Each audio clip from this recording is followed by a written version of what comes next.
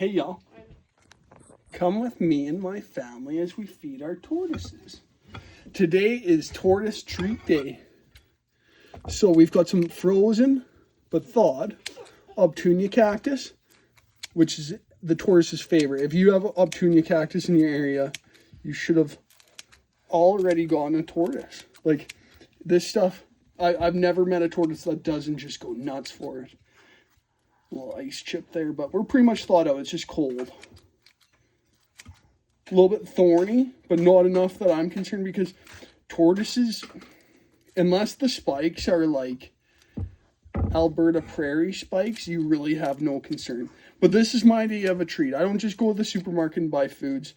Obviously, this obtunia, it was farmed, so I would imagine it's fertilized, which I try to avoid, because fertilized tortoise food is less than ideal. This is my aloe vera cactus. That is my son coughing, so enjoy that. We are feeling better. He's a big fan of the tortoises, so at least I got someone to will these things to. Ideally, you want to will your tortoise to some of the next generation, so I gotta hurry up and have grandkids, so. But obtunia is a moderate feed. It could cause a loose stool, which whatever, we'll clear it out. We'll maybe even do a worm test at that time. You can take a stool sample to most vets and just get a worm test done. I recommend it. Or I've done my own worm test videos if you've seen. It's not an impossible task. Got some lump chalk that I allow to kind of carry along.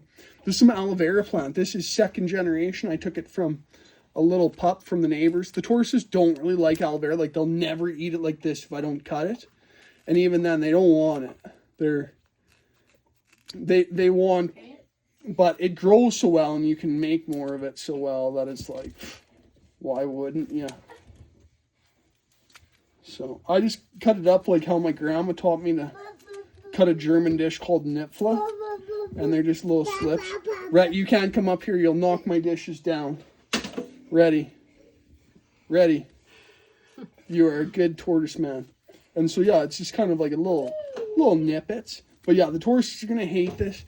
You shouldn't feed, like, I've got just my juveniles in that group there, and so that's more than enough. So you really don't want to feed too many succulents. Like, this is a once a month kind of treat. But we're going to be in foraging season where everything's blooming here soon.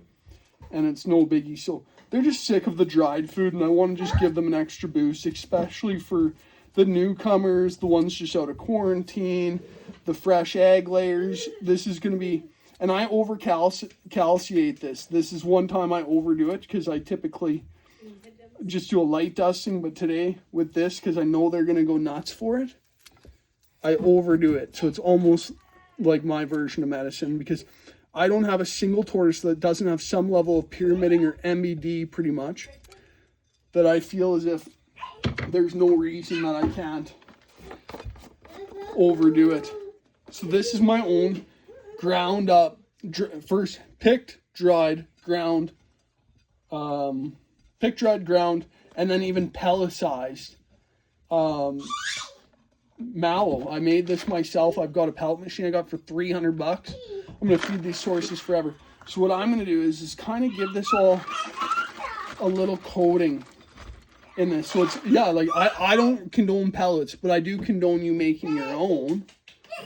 So don't ever get it twisted. I hate Missouri and I hate the pellets, and it's total trash and full of fillers. And I want to eventually sell you and everyone else in the world these pellets, because it's literally just mallow. So if it's left around, it'll mold because there's no preservatives in it. So I find feeding less is more, and give all these people a treat and a coating in this stuff. So I'm just going to, and they pick at the pellets. They never leave that to waste. That is for certain. But if it's left, like if I soak this and feed it in a blob, like maybe you've seen in some of my other videos, I blob feed, I call it. Then I do find there's a little bit of waste. And if you leave it for a day and just feed over top of it, it's going to mold. So I think that's why all the other competitors or the makers of food, that's why they have And then add a little bit to that pile there. That's why they'll add molasses and sugar. These tortoises are not meant for sugar. So we've got some lump chalk in there, or they've got some in there. I've also got cuttlefish bone because I want to expose it. So this is just Nutriball. Less is more on Nutriball. I want very little. But calcium here, you gotta kind of, I just drilled holes in the container. I gotta drill these holes bigger because it bungs up and locks up and like I want more than that. And this container's getting low, but I just spin this lid off, put it on the next one. I might bulk buy, we'll see, you'll see. Keep following some of my videos and you'll see what I might show you. Because I've been looking at getting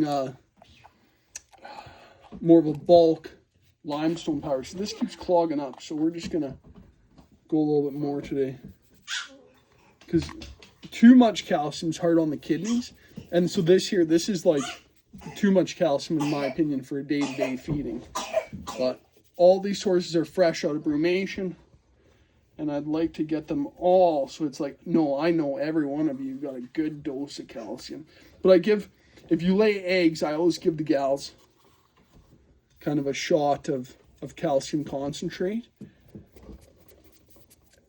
Maybe it works, maybe it don't. But if you don't agree, go ask your vet. I'm just a YouTuber. So thanks so much for tuning in. You'll see some feeding update videos, maybe some shorts after, so check it out. Also, check out like my consumption list, like where I get my seeds from. So just check out my homepage. Thanks so much, y'all.